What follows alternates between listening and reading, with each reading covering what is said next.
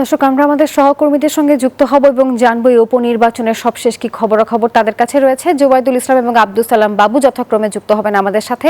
শুরুতেই যাচ্ছি জোবাইদুলের কাছে। জোবাইদুল, এই মুহূর্তে নির্বাচনী সরঞ্জাম বিতরণের সবশেষ কি তথ্য আছে আপনার কাছে, বিস্তারিত জানাবেন, এবং একই সঙ্গে নিরাপত্তা ব্যবস্থাও আপনি কেমন দেখছেন?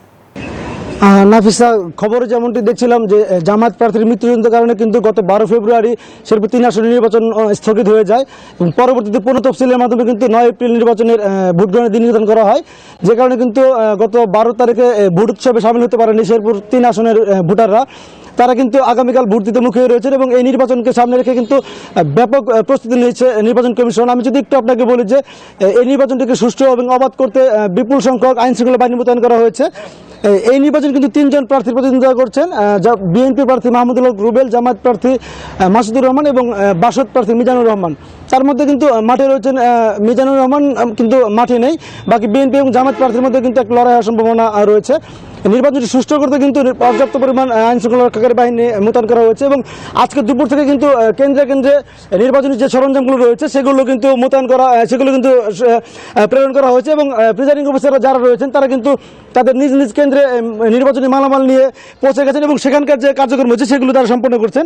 আমি যদি একটু একজন প্রিজাইডিং অফিসারের সাথে কথা বলতে চেষ্টা করি যে আপনি কখন মালামাল নিয়ে এসেছেন, এখন কী অবস্থা এখানে? আমি এখানে দুপুর 2:12টায় মালামাল বিতরণ শুরু হয়েছে রিটার্নিং অফিসার কার্যালয় থেকে।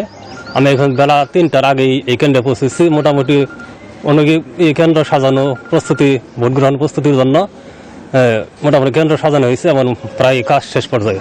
ধন্যবাদ। শুনছিলাম তিনি কিন্তু জানাচ্ছিলেন যে নির্বাচন সরঞ্জাম নিয়ে তার কেন্দ্রের কাজ কিন্তু শেষ করেছেন। আমি যদি একটু জানাই যে এই আসনের কিন্তু 128টি কেন্দ্রে মোট 4,13,000 ভোটার তাদের ভোটাধিকার কালকে প্রয়োগ করবেন। তো একই খবর জানতে আমরা এখন চলে যাব বগুড়ায়, সেখানে রয়েছেন আমাদের সহকর্মী আব্দুল সালাম বাবু। জোবাইদুল, আপনাকে ধন্যবাদ। বগুড়াতেও সব কেন্দ্রেই ভোটের সরঞ্জাম পৌঁছে গেছে। আমরা রয়েছি শহরের ভিটিটি এই কেন্দ্রে, যেখানে আইনশৃঙ্খলা বাহিনীর সদস্যরা সহ প্রিজাইডিং অফিসার, সহকারী প্রিজাইডিং অফিসার, পোলিং অফিসার সহ ভোট গ্রহণ কর্মকর্তা এসে অপেক্ষা রয়েছেন এবং ব্যালট বাক্স এখানে এসে পৌঁছে গেছে। সব মিলিয়ে নির্বাচনের কতটা প্রস্তুত এখানকার কেন্দ্র দায়িত্বপ্রাপ্ত প্রিজাইডিং অফিসারের সাথে আমরা একটু কথা বলতে চাই। এখানকার দায়িত্বপ্রাপ্ত প্রিজাইডিং অফিসার মাসুদ পারভেজ, তিনি জানাবেন যে আপনারা কতটা প্রস্তুত। আমরা ভোট গ্রহণের জন্য সম্পূর্ণ প্রস্তুত। এখানে 6টি বুথে ভোট গ্রহণ হবে।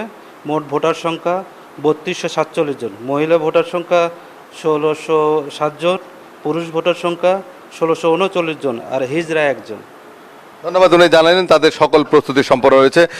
সকাল 11টার দিকে বগুড়া সেন্ট্রাল স্কুল মাঠ থেকেই ভোটের সরঞ্জাম সহ ব্যালট বাক্স এবং ব্যালট পেপার পাঠানো হয়েছে ভোট কেন্দ্রগুলোতে।